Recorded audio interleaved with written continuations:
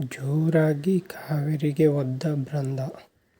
ಬೇಕು ಅಂತಲೇ ನಿದ್ದೆ ಬರದೇ ಇದ್ದರೂ ಕೂಡ ನಾಟಕವನ್ನು ಮಾಡಿ ಕಾವೇರಿ ನಗ್ತಾ ಇರೋದನ್ನು ನೋಡಿ, ಲೇ ನೀನು ಲಲ್ಲೆ ಹೊಡಿತೇನೆ, ನಗ್ತಾ ಇರ್ತೀಯ ಅಂತ ಮನಸ್ಸಲ್ಲಿ ಅಂದ್ಕೊಂಡು ಜೋರಾಗಿ ಒದಿತಾಳೆ.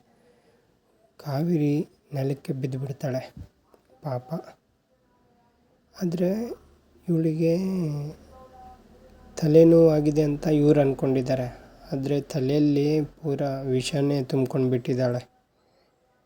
ಎಲ್ಲ ಗೊತ್ತಿದ್ದು ಬೇಕು ಅಂತಲೇ ಮಾಡ್ತಾ ಇದ್ದಾಳೆ ಕಾವೇರಿಗೆ ಕಷ್ಟವನ್ನು ಕೊಡೋದಕ್ಕೆ.